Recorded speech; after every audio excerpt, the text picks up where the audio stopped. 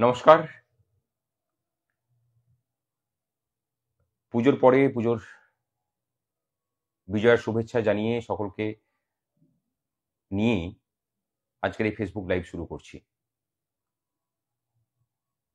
আজকের ফেসবুক লাইভের যে বিষয় সেটা হলো 1 সেপ্টেম্বর 2025-এ সুপ্রিম কোর্ট যে রায় দিয়েছে টেটকে নিয়ে, সেই বিষয়কে কেন্দ্র করেই আজকের এই লাইভ।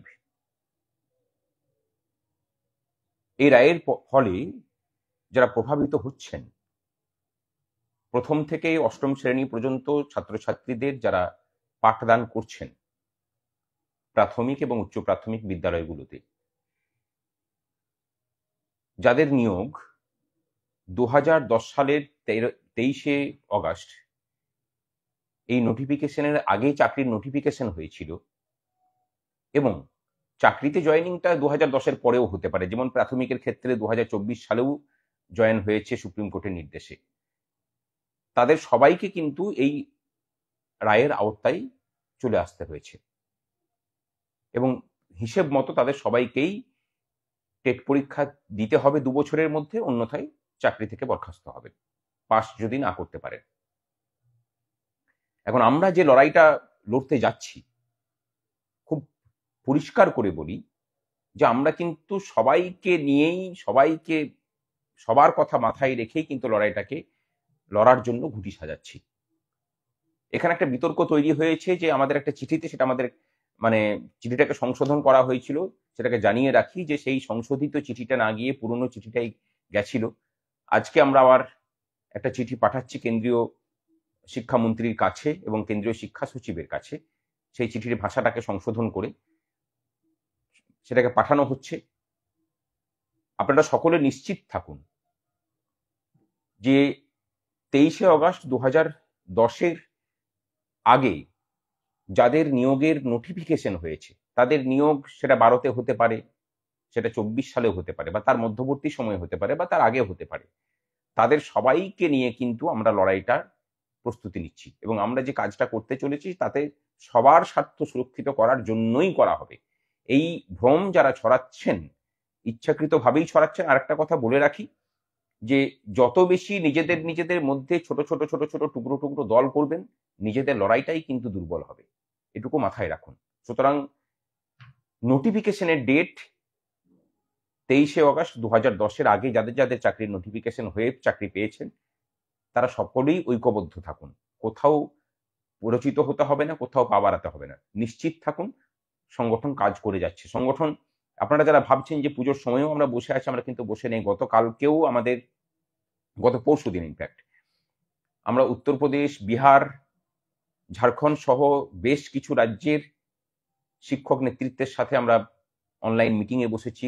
সেখানে বেশ কিছু কাজ হয়েছে। আমাদের অন্যতম নেতৃত্ব রাজীব দত্ত, সে মথুরাতে গিয়েছিল, সেখানে গিয়ে তাদের সাথে দেখা হয়েছে। তারা সেখানে বিশদে কথাবার্তা বলেছেন। আমরা কথাবার্তাটা মোটামুটি দুটো জায়গা থেকে চালাচ্ছি। একটা হচ্ছে দুটো অভিমুখে বলা যায়। একটা হলো যেমন রাস্তার আন্দোলন, সেই রাস্তার আন্দোলনটাকে আমরা চাইছি যে গোটা ভারতবর্ষ জুড়ে একটা কোঅর্ডিনেটেড ওয়েতে পরিচালিত করতে। আর দ্বিতীয় হচ্ছে কোর্টের মুভমেন্টটা, অর্থাৎ সুপ্রিম কোর্টের লড়াই। এই সুপ্রিম কোর্টের যে লড়াইটা হবে, আমরা চেষ্টা করে অনেকটাই সফল হয়েছি যে যত শিক্ষক সংগঠন আছে গোটা ভারতবর্ষ জুড়ে, যারা অলরেডি মামলা করেছেন বা করার চিন্তা ভাবনা করছেন, সেই সব সমস্ত আইনি টিমের সাথে কোঅর্ডিনেশন রেখে পরেই কিন্তু মামলাটা লড়া হবে, যাতে করে শিক্ষকদের পক্ষের একটা বক্তব্যের মধ্যে একটা সাযুজ্য থাকে, আমাদের মধ্যে বক্তব্যের যেন কোনো কনফ্লিকশন না হয়।